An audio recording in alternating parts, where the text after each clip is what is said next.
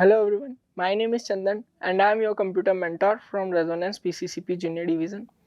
In today's video, we are going to discuss about internet, World Wide Web and features of World Wide Web and how to access internet. तो last video में हमने पढ़ा था कि wide area network, types of network के बारे में हमने पढ़ा था। तो उसमें हमने पढ़ा था वाइड एरिया नेटवर्क। अब वाइड एरिया नेटवर्क का जो मेजर एग्जांपल था वो था इंटरनेट। ठीक है, तो इस वीडियो में हम इंटरनेट के बारे में ही डिस्कस करने वाले हैं। तो बेसिकली जो इंटरनेट होता है वो आपका around the world wide network devices को या फिर कंप्यूटर डिवाइसेस को एक दूसरे से कनेक्ट करने के लिए काम में आता है। अच्छा, कनेक्ट क्यों कर रहा है? ताकि जो डेटा है, जो फाइल्स है, चाहे वो चैटिंग के थ्रू हो या कोई इमेज फाइल हो, कोई वीडियो फाइल हो, उसे इजीली वर्ल्ड वाइड जो है ट्रांसफ़र कर सके या कोई भी न्यूज़ को ट्रांसफ़र कर सके। तो इंटरनेट के बारे में पढ़ते हैं। With the invention of computers a remarkable development has taken place in the field of communication. ठीक है, तो जैसे जैसे जो एडवेंट हो, जो कंप्यूटर्स का जैसे जैसे एडवेंट हुआ, आगमन हुआ या इन्वेंशन हुआ कंप्यूटर्स का, वैसे वैसे कम्युनिकेशन की फील्ड में जो है इंटरनेट काफ़ी हद तक फैल चुका था।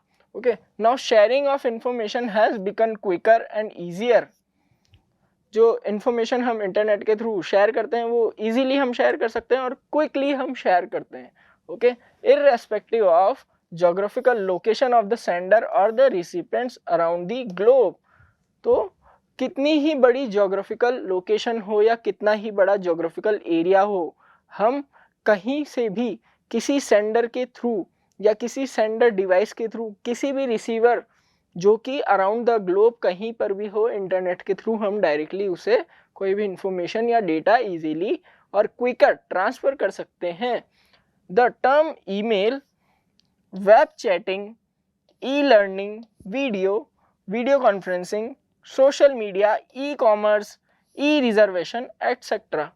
तो ये कुछ टर्म्स है जो कि डायरेक्टली इंटरनेट को डिनोट करती है। इनके थ्रू ही हम इंफॉर्मेशन को शेयर करते हैं। अब वो इन्फॉर्मेशन किसी भी फॉर्म में हो सकती है, चाहे वो टेक्स्ट फॉर्म में हो या ऑडियो फॉर्म में हो या वीडियो फॉर्म में हो या किसी डॉक्यूमेंट फॉर्म में हो या टेक्स्ट फॉर्म में हो। तो जैसे ईमेल के थ्रू हम इलेक्ट्रॉनिक मेल सेंड करते हैं, इसको डायरेक्टली ई मैसेज भी कहते हैं या इलेक्ट्रॉनिक मैसेज भी हम कह सकते हैं। वेब चैटिंग के through directly text at a time हम ट्रांसफ़र कर सकते हैं एंड टू एंड एनक्रिप्शन के through. E learning basically digital classes को डिनोट करती है। Video conferencing basically at a time पे डिफरेंट टाइप्स ऑफ लोकेशन से पर्सन कंप्यूटर डिवाइसेस के थ्रू वीडियो कॉन्फ्रेंसिंग कर सकते हैं। अब वीडियो कॉन्फ्रेंसिंग जो है आपकी ऑफिसेस वगैरह में होती है। सोशल मीडिया पर लोग अपने अकाउंट्स बनाकर अपने सेंटिमेंट्स को शेयर करते हैं अपनी कम्युनिटी के लोगों के साथ। ई कॉमर्स बेसिकली आपकी ई शॉपिंग के लिए काम में आती है, जिसपे आप घर बैठे कुछ भी प्रोडक्ट को बाय कर सकते हो और उसे डायरेक्ट डिलीवर करवा सकते हो किसी अदर एड्रेस पर भी, साथ के साथ अपने घर के एड्रेस पर भी। ई रिजर्वेशन, अगर आपको कोई ट्रैवल करना हो बस से या ट्रेन से तो आप डायरेक्टली ई रिजर्व कर सकते हो, या कोई मूवी देखने जाना हो तो आप वहाँ पर सीट जो है रिजर्व कर सकते हो ई रिजर्वेशन के थ्रू। तो ये सब हो किसकी सहायता से रहा है? ये सब जो हो रहा है वो इंटरनेट के थ्रू हो रहा है। Etcetera are actually based upon network of sharing information among millions of computers around the globe, which is commonly termed as internet। तो ये सभी जो ऑपरेशंस थे ये इंटरनेट के थ्रू ही हो रहे थे और मिलियंस ऑफ कंप्यूटर्स में होते हैं एट अ टाइम पे। तो उसको जो टर्म दिया गया है वो बोला गया है इंटरनेट। ठीक है, जैसे इंटरनेट का डायग्राम है और around the globe different types of computer devices एक दूसरे से कनेक्टेड है। नाउ नेक्स्ट इंटरनेट के बारे में हम थोड़ा और पढ़ते हैं। Internet is a global network of networks. यहाँ पर इसे हम इंटरनेट की डेफिनेशन भी कह सकते हैं। Internet is a global network of networks connecting millions of computing devices world wide. World wide क्या कर रहा है? मिलियंस ऑफ कंप्यूटर डिवाइसेस को एक दूसरे से कनेक्ट कर रहा है। Today people and business around the world are using the resources of internet to retrieve information, communicate and conduct business and access to vast variety of services and resources online। अच्छा, आजकल जो लोग हैं वो business में और study वगैरह में जो है इंटरनेट का बेसिकली यूज़ कर रहे हैं। और वास्ट वैरायटी ऑफ सर्विसेज, जो भी डिफरेंट टाइप्स की सर्विसेज आप इंटरनेट के थ्रू या पहले ऑफलाइन लेते थे, वो अब इंटरनेट के थ्रू आप ले सकते हैं वो डिफरेंट टाइप्स की सर्विसेज, और क्योंकि जो रिसोर्सेज है वो ऑनलाइन अवेलेबल हैं। ओके, नाउ नेक्स्ट हम पढ़ते हैं वर्ल्ड वाइड वेब के बारे में। ओके, अच्छा वर्ल्ड वाइड वेब क्या है? वर्ल्ड वाइड वेब एक ऐसा फ्रेमवर्क है जिसके थ्रू अगर आप इंटरनेट से जो इंटरनेट का एक ऐसा फ्रेमवर्क है जिसके थ्रू आप किसी भी इंफॉर्मेशन को इंटरनेट पर वर्ल्ड वाइडली शेयर कर सकते हो। अब डायरेक्टली तो इंटरनेट से कनेक्ट हो नहीं सकते, इसलिए एक ऐसा फ्रेमवर्क का यूज़ किया गया जो डिफरेंट टाइप्स के डॉक्यूमेंट्स, चाहे वो स्प्रेडशीट हो, चाहे वो टेक्स्ट डॉक्यूमेंट हो, चाहे वो मेल मैसेज हो, चाहे वो वीडियो कॉन्फ्रेंसिंग हो, या ऑडियो फॉर्मेट में हो, या वीडियो फॉर्मेट में हो, किसी भी फॉर्मेट में आपका जो डेटा है वो वर्ल्ड वाइड जो हो इजीली ट्रांसफर हो जाए, इसलिए वर्ल्ड वाइड वेब फ्रेमवर्क का यूज़ किया गया। Okay, the world wide web is a framework for accessing the documents that are spread over millions of computing devices over the internet. Okay, अच्छा world wide web introduce किसने किया था? WWW was introduced in 1989 by English scientist Sir Tim Berners-Lee. Sir Tim Berners-Lee के through के द्वारा जो है 1989 में इंग्लिश साइंटिस्ट थे, उनके थ्रू उनके द्वारा जो है वर्ल्ड वाइड वेब इंट्रोड्यूस किया गया। It evolved with the purpose of creating a simple way to provide access to different types of documents on the network without searching through index or directories of files or without copying documents from one computer to another network. अच्छा, world wide web किस purpose से बनाया गया होगा? ताकि जो लोग हैं वो फाइल और डायरेक्टरीज को डायरेक्टली सर्च ना करें, सीधे ही इंटरनेट पर जाकर कीवर्ड के थ्रू किसी भी फाइल को सर्च कर लें। ओके, जिससे क्या होगा? जिससे जो होगा टाइम कंज्यूम होगा, टाइम उनका जो है बिल्कुल बचेगा। ओके, अच्छा और क्या क्या ना करना पड़े? विदाउट सर्चिंग इंडेक्स और डायरेक्टरीज ऑफ फाइल्स, जो फाइल्स की डायरेक्टरीज है उन्हें सर्च ना करना पड़े, या फिर किसी डॉक्यूमेंट को कॉपी पेस्ट ना करना पड़े, copying documents from one computer to another network के थ्रू, है ना। तो डायरेक्टली हम सर्च कर सकते हैं। डायरेक्टली अगर मान लीजिए किसी कंप्यूटर से अगर आपको कोई डेटा चाहिए तो आपको वहाँ से कॉपी करके आप अपने सिस्टम में पेस्ट करेंगे। इससे अच्छा है आप इंटरनेट का यूज़ करके वर्ल्ड वाइड वेब फ्रेमवर्क का यूज़ करके आप डायरेक्टली सर्च करके आप डाउनलोड कर सकते हैं वहाँ से।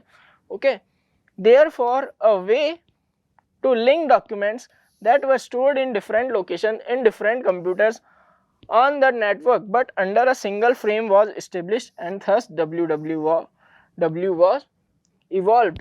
Okay, तो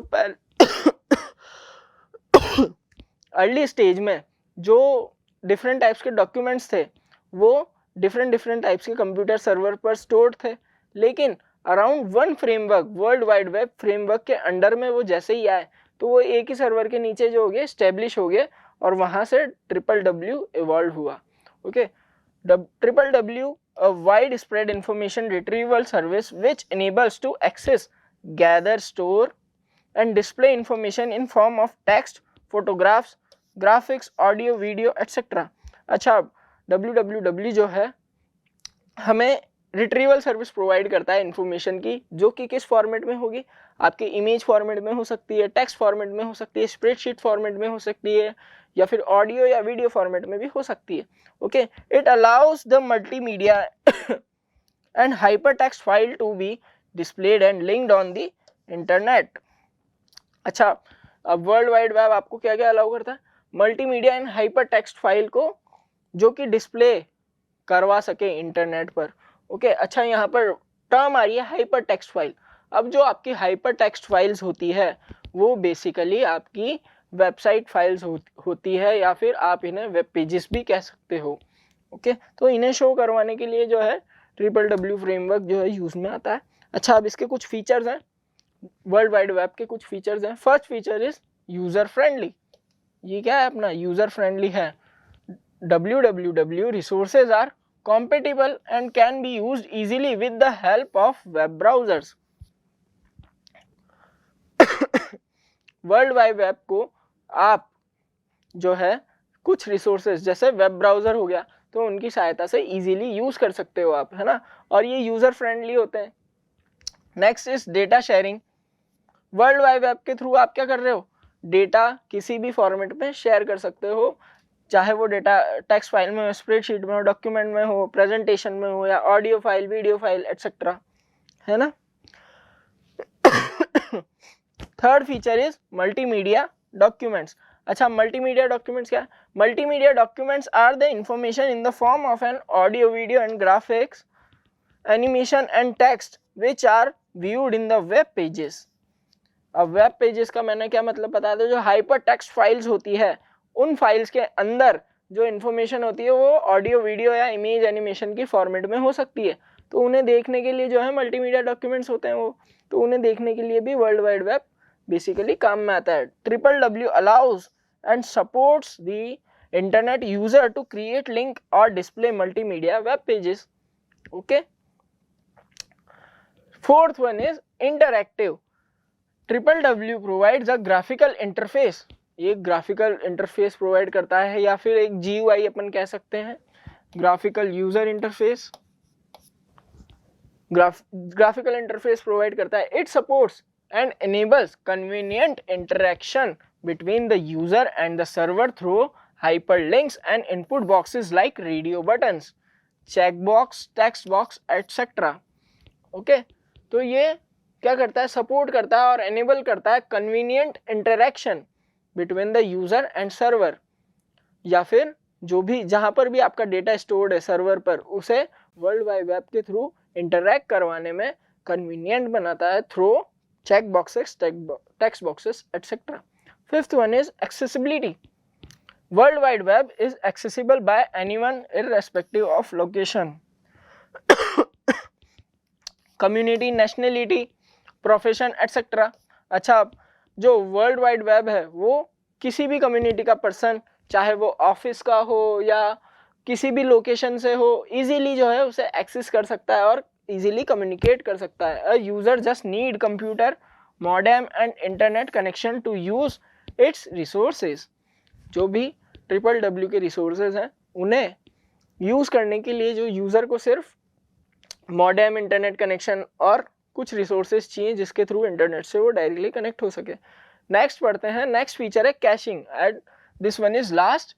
it is a user revisits the same web page in short interval. It may not be need to recall the data of web page from the resource web server. Okay, caching enables to store data temporarily in the memory.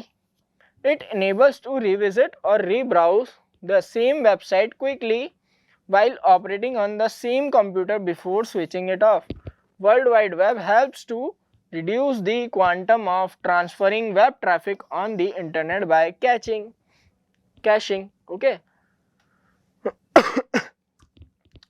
तो जब भी हम किसी browser में web page को close कर देते हैं तो डायरेक्टली जो कैश मेमोरी होती है उसके थ्रू हम डायरेक्टली जो वेब पेज हमने क्लोज किया था तो उसे डायरेक्टली सर्च कर सकते हैं। ओके, यही इसका मतलब है। नेक्स्ट पढ़ते हैं, टू एक्सेस इंटरनेट।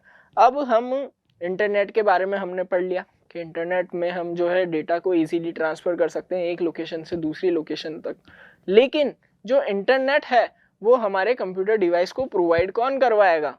ओके, इस बारे में हम टू एक्सेस इंटरनेट टॉपिक के बारे में के अंडर में हम बात करेंगे। ओके, तो इंटरनेट को एक्सेस कैसे करते हैं?